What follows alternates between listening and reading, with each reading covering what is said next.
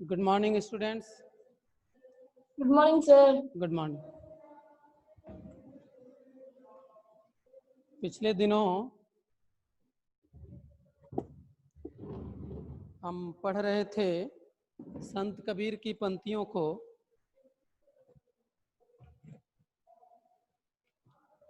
Sir ये इसकी writing जो है उल्टी दिख रही है। सर सही दिख रहा है। तो यहाँ अच्छा ठीक ठीक दिख रहा है। हाँ देखेंगे। नेमी देखा धर्मी देखा प्रात करे स्नाना, यहाँ तक हम पढ़ चुके थे। इसके आगे की पंक्तियों को हमें देखना है।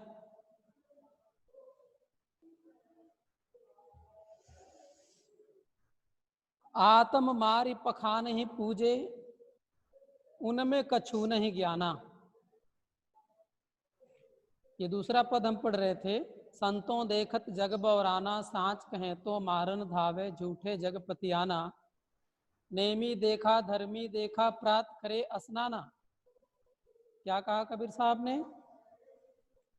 ऐ संतों देखो ये जग बवरा गया है। यदि आडंबर से संबंधित जो भक्ति में अनावश्यक जोड़ी गई है, यदि सच्चाई बताई जाए तो मारने के लिए दौड़ते हैं और झूठी बातों पर विश्वास करते हैं। मैंने बहुत से नेमी धर्मी को देखा है, बहुत से नियम धर्म के पालन करने वाले लोगों को देखा है जो प्रातः होते ही स्नान करते हैं। और आगे की पंक्ति है, आत्म मारि पखान ही पूजे। वो आत्मा को मारते हैं और पखाना ही का मतलब पत्थर। वो आत्मा को मार करके पत्थर की पूजा करते हैं। कबीर साहब कहते हैं आत्मा को मारने का मतलब क्या है। बहुत सारे लोग कभी कभी भोजन नहीं करते किसी विशेष अवसरों पर। देखिए भोजन न करने के बहुत सारे वैज्ञानिक फायदे हैं। आंत की सफाई होती है,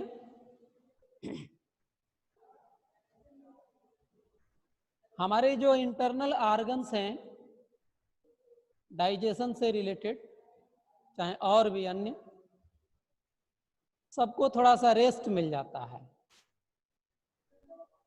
वो और पहले से अधिक व्यवस्थित ढंग से काम करने की स्थिति में आ जाते हैं। परंतु इसे आज व्रत के नाम से जाना जाता है। ये देखें,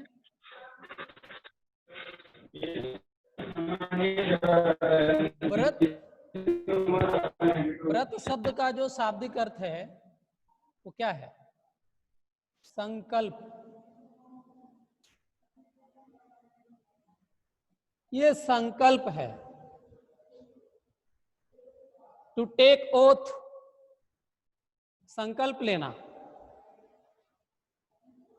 तो ये क्या संकल्प लेते हैं कि हम आज अन्न नहीं खाएंगे।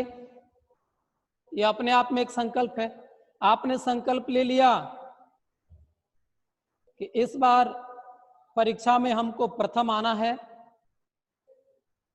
90+ में आना है, 90% से अधिक अंक आएंगे। ये आपने व्रत ले लिया, संकल्प ले लिया। देश की आजादी के दीवानों ने संकल्प ले लिया कि अंग्रेजों से देश को मुक्ति दिलानी है। वो व्रत था, व्रती थे वो लोग, संकल्पित थे। आपने भी तरह तरह के संकल्प समय समय पर दोहराते रहते हैं। तो ये संकल्प होना चाहिए, रचनात्मक संकल्प।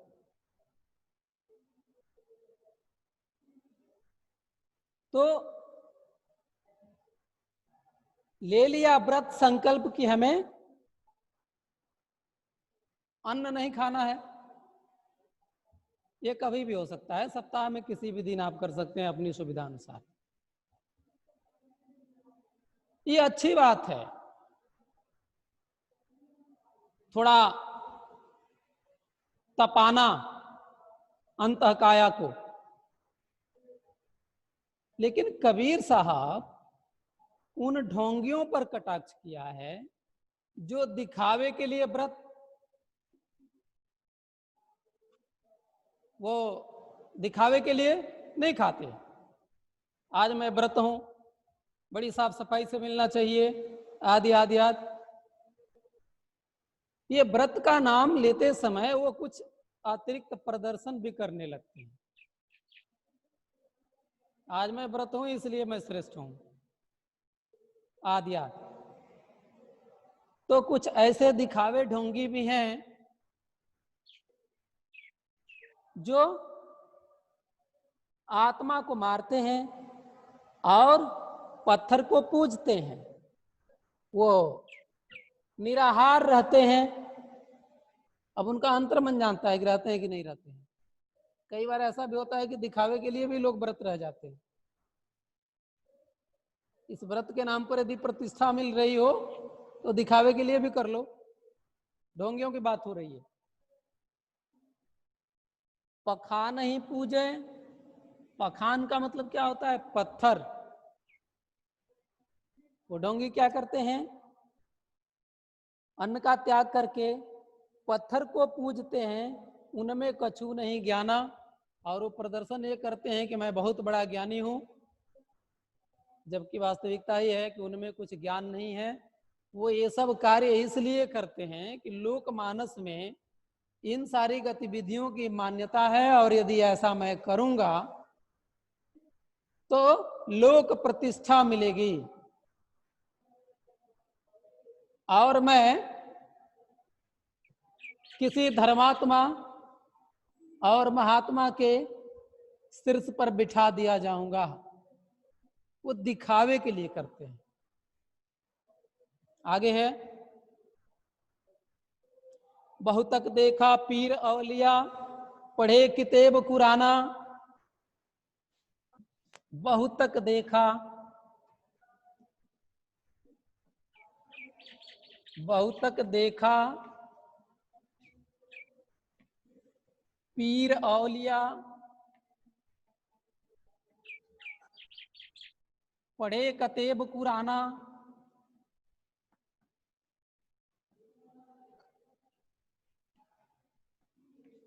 देखें क्या कहते हैं कबीर साहब, बहुतक देखा पीर औलिया। मैंने बहुत से पीर औलिया को देखा है, संत ज्ञानी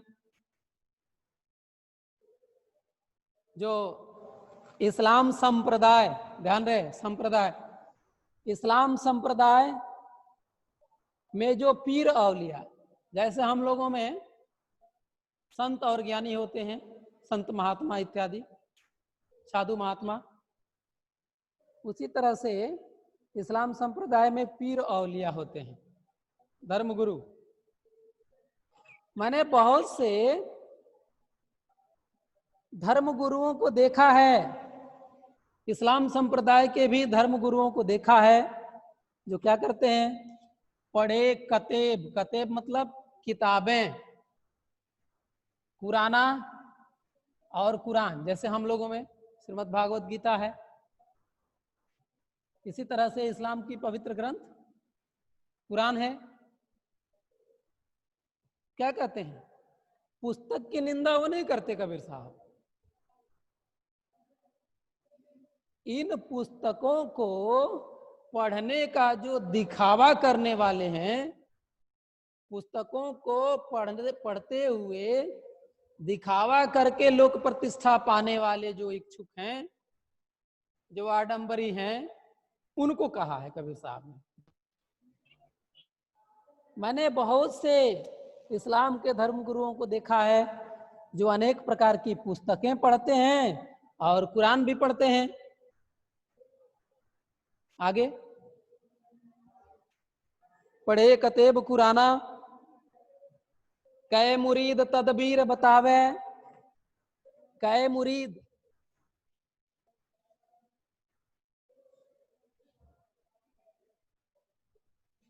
कै मुरीद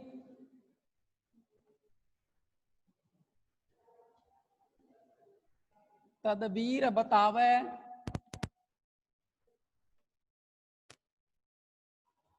कै मुरीद तदबीर बतावे, उनमें है जो ज्ञाना।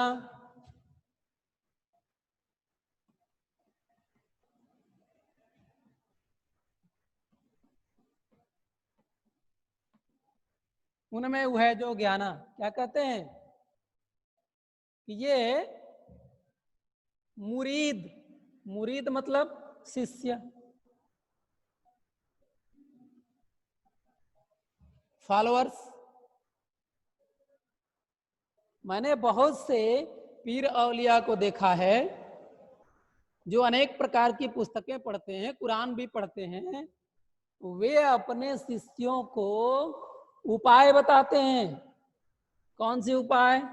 संसार रूपी सागर से पार उतरने के, या संसार की समस्याओं से निजात पाने के लिए, जीवन में खुशियां लाने के लिए वो बहुत सारे उपाय बताते हैं अपने शिष्यों को। पर कौन सा उपाय बताते हैं? उनमें है जो ज्ञाना। अब तक उन्होंने जो ज्ञान प्राप्त किया है अपने हिसाब से, उसी ज्ञान के आधार पर वो उपाय बताते हैं। यानी आत्मज्ञान से वो भी परिचित नहीं है। आत्मज्ञान, स्वयं का ज्ञान, अपने से अनुभव किया हुआ ज्ञान, आध्यात्मिक ज्ञान सिर्फ पुस्तकों को देख करके। अब आप कहेंगे पुस्तकों में भी तो ज्ञान की बातें लिखी गई हैं। पुस्तकों में कई प्रकार की ज्ञान की बातें लिखी गई हैं। यदि एक कोई मानक पुस्तक होती तो उसी पुस्तक को सबको पढ़ा दिया जाता। और जब पृथ्वी गतिशील और समय चक्र परिवर्तनशील है तो हजारों साल पहले उस परिस्थिति की समस्याओं को सुलझाने के लिए कही गई बात आज बदली हुई परिस्थिति में वो कारगर साबित नहीं हो सकती। क्षण क्षण परिवर्तनशील समाज है, धरती है, वातावरण है। तो इसलिए अलग अलग समय में अलग अलग समस्याओं को सुलझाने के लिए विचारकों की भिन्न भिन्न सम्मतियां जानने के पश्चात हम सारांश निकालते हैं। तो इसलिए भिन्न भिन्न विद्वानों की विचारधाराओं को हम पढ़ते हैं और भिन्न भिन्न काल की विचारधाराओं को पढ़ते हैं। और पढ़ने के बाद हम जब अपना आत्मचिंतन मनन करते हैं आध्यात्मिक धरातल पर,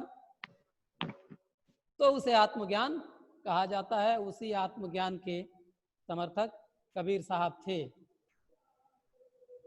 वो यही मानते हैं कि हर व्यक्ति को आत्मज्ञानी होना चाहिए। कहा भी गया आत्मज्ञानी ब्रह्मज्ञानी।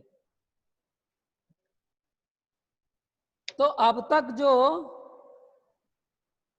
उन्होंने ज्ञान प्राप्त किया था वो अपने शिष्यों को उसी के आधार पर उपाय बताते हैं। आगे आसन मारी डिंब धरी बैठे, आसन मारी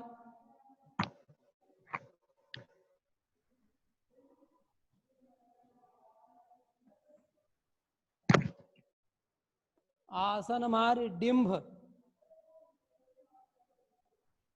डिंभ धरी बैठे,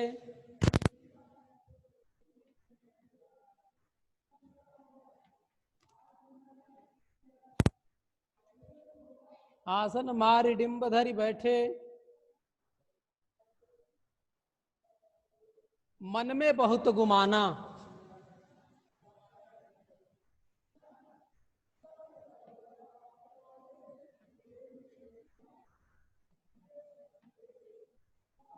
मन में बहुत गुमाना क्या कहते हैं कबीर साहब? कि वो जो ढोंगधारी हैं, जो दिखावा करने वाले, वो आसन मार के बैठते हैं अलग अलग प्रकार के।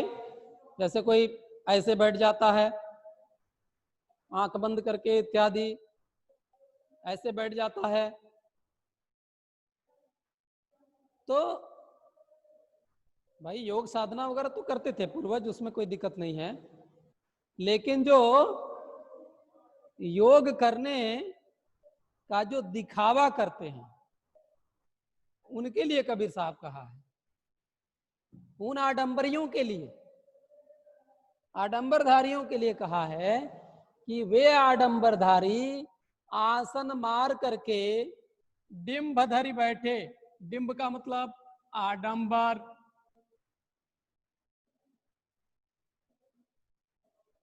आडंबर का मतलब अनावश्यक बाहरी दिखावा। अब जरा सोचिए, यदि हमको ध्यान लगाना हो, आध्यात्मिक चिंतन मनन करना हो, तो इसके लिए विशेष प्रकार के अलग अलग प्रकार के कपड़े पहनने की क्या आवश्यकता है? एक अलग तरह के रंग का चोगा धारण कर लें, लाल हरा नीला पीला आदि आदि वो कर लें, यहाँ विविध प्रकार के वो टीके लगा लें। उस समय की बात तो कर रहे हैं, अलग अलग प्रकार के लगाए जाते थे।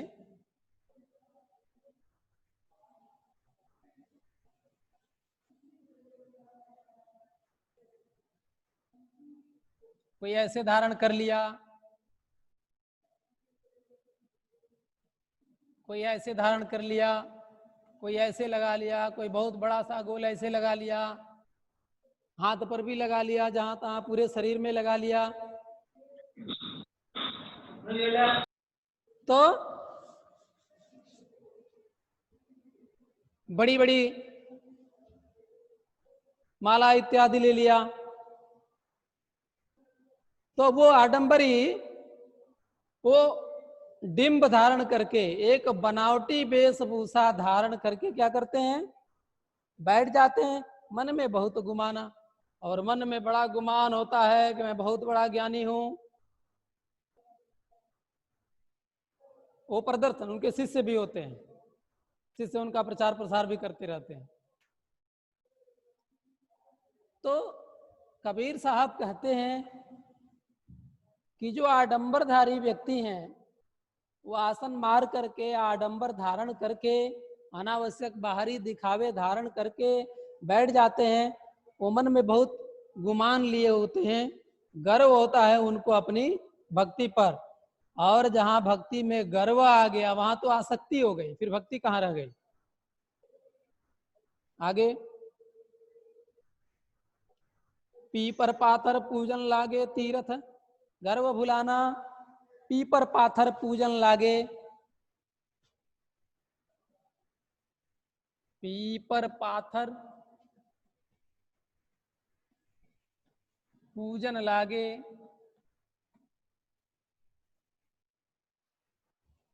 पीपर पाथर पूजन लागे, तीर्थ गर्व भुलाना।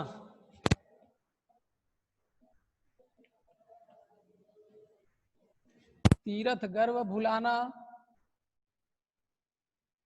क्या करते हैं जो आडंबरधारी हैं? वो पीपर पत्थर की पूजा करते हैं। पीपल का वृक्ष ले लिया और पूजा करने लगे। वो ठीक है, पीपल का वृक्ष जो है ऑक्सीजन के लिए बड़ा फेमस होता है, बहुत सारे गुण हैं, बहुत सारी औषधियां भी बनाई जाती हैं।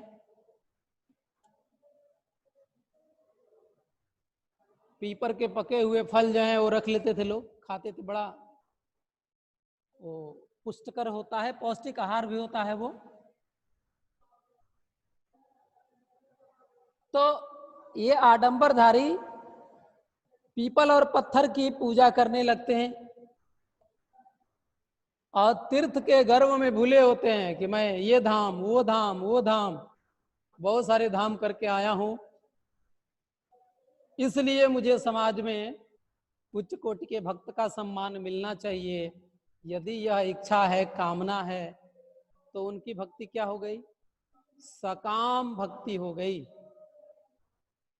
कामना से युक्त भक्ति हो गई, उसमें स्वार्थ हो गया, सामाजिक सम्मान लेने का स्वार्थ हो गया।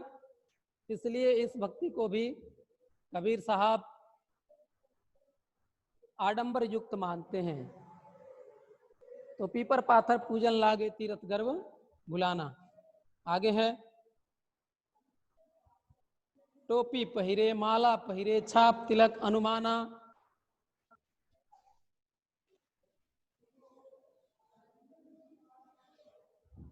टोपी पहिरे माला पहिरे,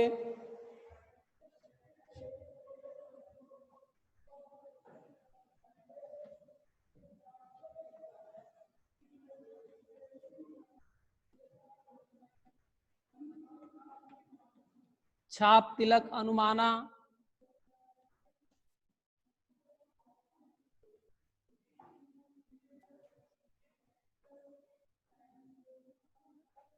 ये देखें, और बाहरी दिखावे के लिए क्या क्या किए जाते हैं? विविध प्रकार की टोपियां पहनी जाती हैं, अलग अलग प्रकार की माला पहने जाते हैं, छाप तिलक अनुमाना। छापा तिलक अपने अपने अनुमान के हिसाब से, कैसे ईश्वर प्रसन्न होंगे, कौन सा छापा तिलक ईश्वर को प्रसन्न है, ये अपने अपने अनुमान से छापा तिलक लगाते हैं।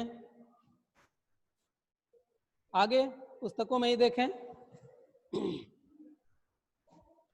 साखी शब्द ही गावत भूले आत्म खबर न जाना। और ऐसे आडंबरी लोग साखी शब्दों को गाने के बाद भी ये आत्म खबर आत्मज्ञान इन्हें नहीं होता है। ये सिर्फ साखी और शब्दों को गाने में ही भूले रहते हैं, इसी में इनका समय बीत जाता है। ये पैरट मेथड से, जो रट्टू तोता होता है, उसी तरह से ये भी रटते रहते हैं, पर आत्मज्ञान इन्हें हो नहीं पाता है। न कभी ये आत्मचिंतन करते हैं और न ही आत्म मनन करते हैं। हिंदू कहे मोहि राम प्यारा, तुर्क कहे रहीमाना। हिंदू कहता है मेरे लिए राम प्यारा है, और जो तुर्क है, उस समय तुर्क के नाम से ही था। अब उन्हीं के जीवन शैली और शैली को अपनाने की वजह से अब आज के हिसाब से मुसलमान कहा जाएगा, लेकिन वो तब तुर्कों के लिए कहा था उन्होंने, इसलिए तुर्क लिखा है। तुर्कों का आगमन हुआ था आपके देश में, पता है आपको, इतिहास से मिलेगा।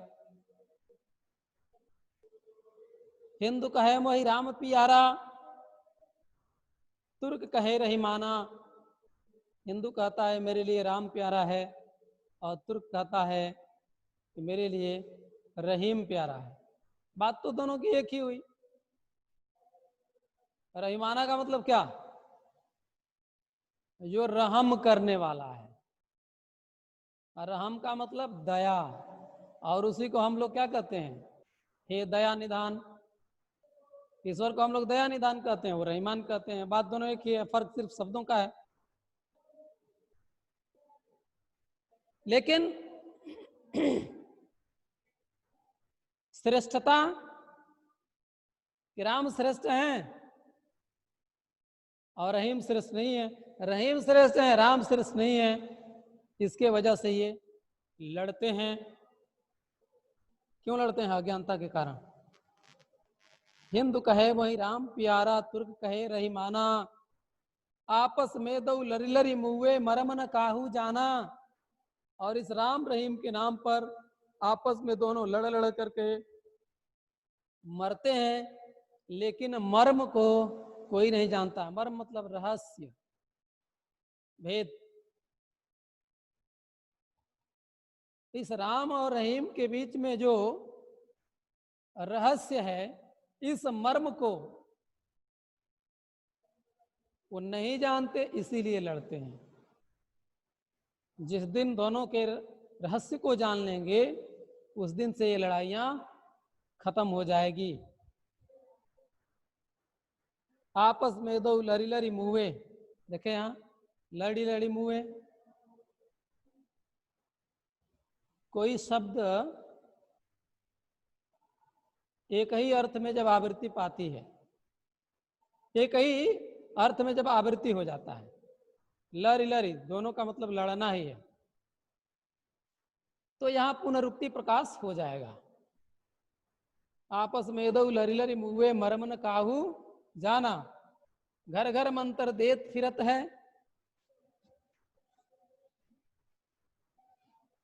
घर घर मंत्र देत फिरत है।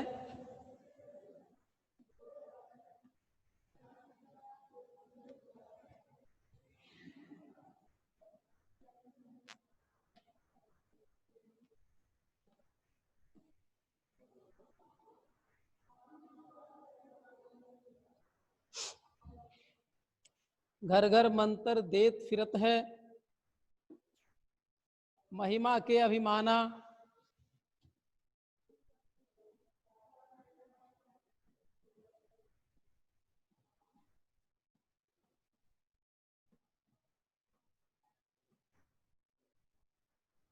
गुरु के सहित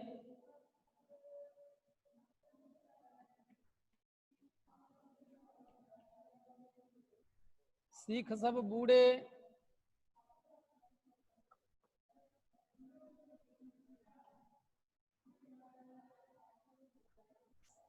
सीख सब बूढ़े,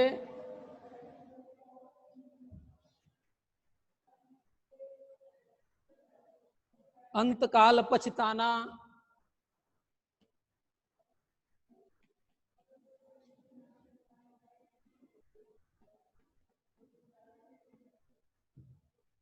ये पंक्ति मैंने आपको बताया था कि घर घर मंत्र देत फिरत है, और ये पंक्ति जो है उसके आगे की पंक्ति है। अब उधर लिख देने से यहाँ बोर्ड पर दिख नहीं पाएगा, इसलिए मैंने उसको यहाँ एडजस्ट किया है। पुस्तकों में वहां है ये।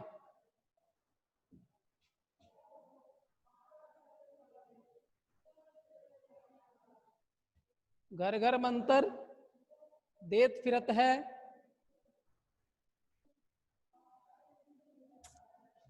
घर घर मंत्र देत फिरत है, महिमा के अभिमाना।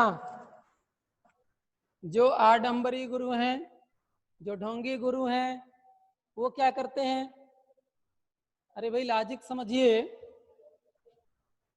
पहले ही बताया गया, हमारे पूर्वजों ने बताया कि इस दुनिया को संचालित करने वाली कोई एक व्यवस्था है, उसका मालिक ईश्वर है,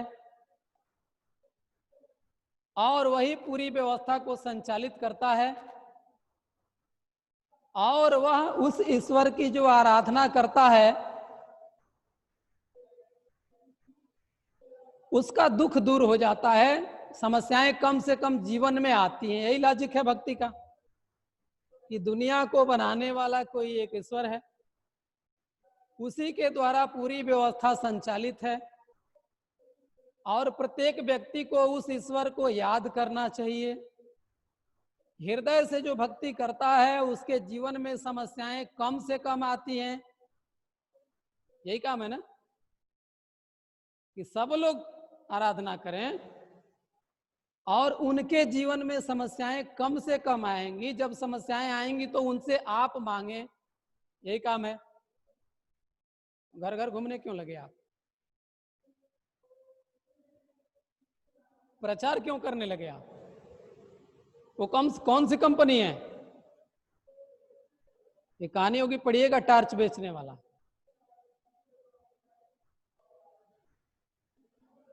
जब किसी कंपनी का टार्च आता है वो घूम घूम करके प्रचार करता है। क्यों? बोनस मिलता है ना उसका, वो बोनस लेने वाला प्रचार करता है घूम घूम करके। भक्ति करने में प्रचार की क्या आवश्यकता है भाई? ईश्वर है, आप हो, करो भक्ति। इसमें घूम घूम के प्रचार और जुलूस क्या निकालना है?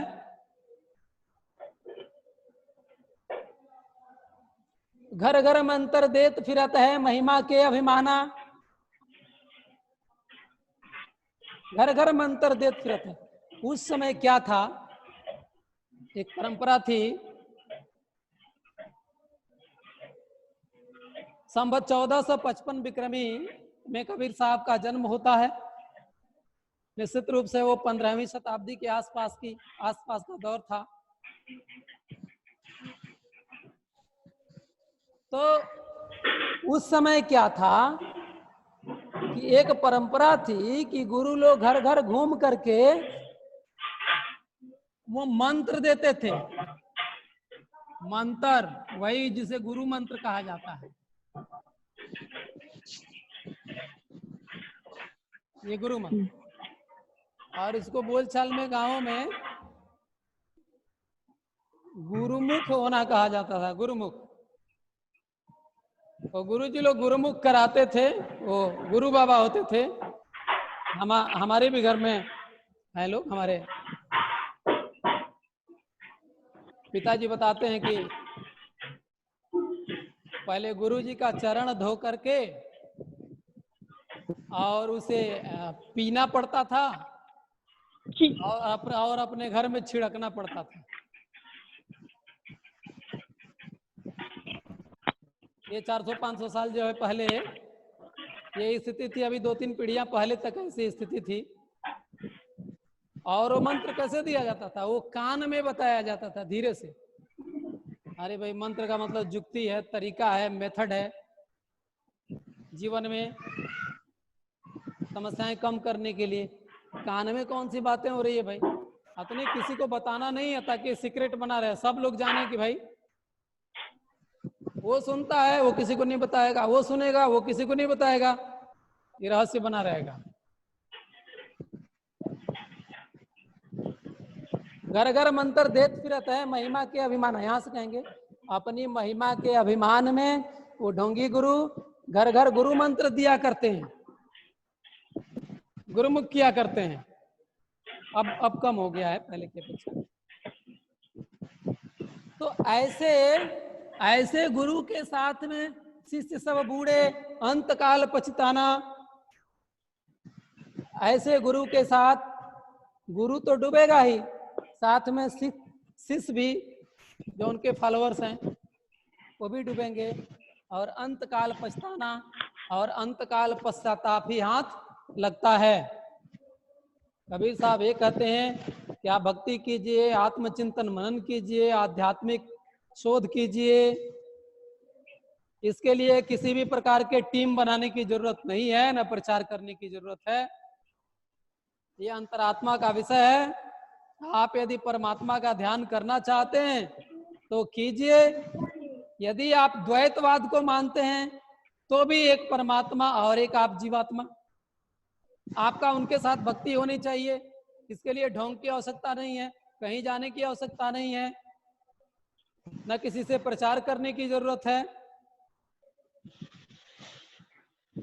और यदि आप अद्वैतवाद के समर्थक हैं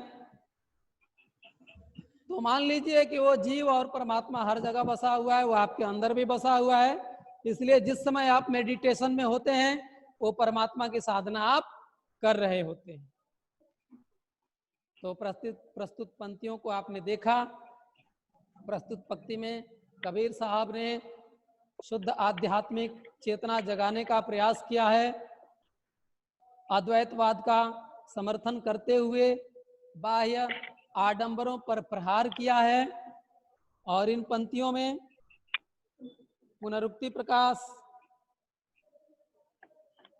आदि अलंकार आए हुए हैं। सहज समाना 100 की आवृत्ति से यहाँ अनुप्रास है।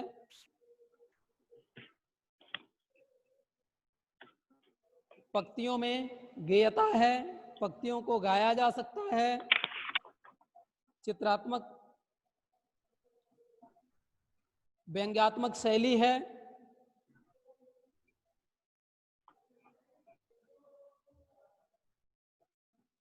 इसके पश्चात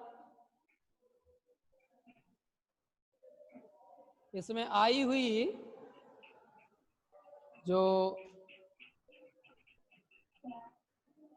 प्रश्नावलियां हैं, देखें,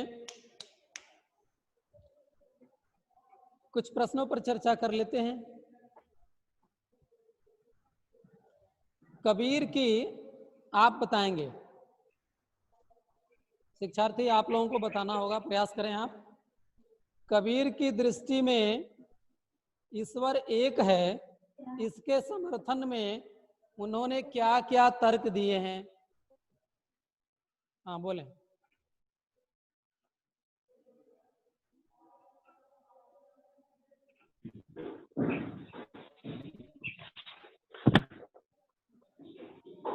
हेलो। हाँ बोलें। हेलो। हाँ बोलें, आवाज आ रही है आपकी। हाँ सर, कबीर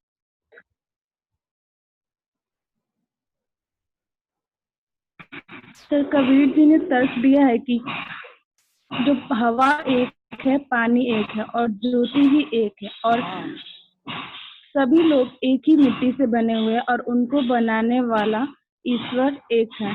ठीक है जी, बहुत अच्छा। और दूसरा, मानव शरीर का निर्माण किन पंच तत्वों से हुआ है?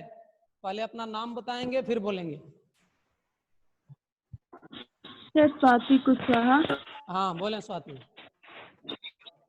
सर 5 तत्वों से क्षितिजल, पावक, गगन, समीरा, पंच हाँ रचित या अधम शरीरा, बहुत अच्छा। इन्हीं 5 तत्वों से हमारे शरीर का क्षिति, निर्माण हुआ है। क्षिति का मतलब बता दें आप, क्षिति का मतलब क्या है? सर मिट्टी। हाँ, मिट्टी के जो तत्व हैं। बहुत अच्छा। और कोई दूसरा बताए? समीरा, समीरा का मतलब? समीर। हवा। हाँ बहुत अच्छा। अब फिर शेष प्रश्नों की चर्चा अगले क्लास में होगी। आप लोगों ने सुना, आभार, धन्यवाद। Thank you sir. Thank you, sir. Thank you.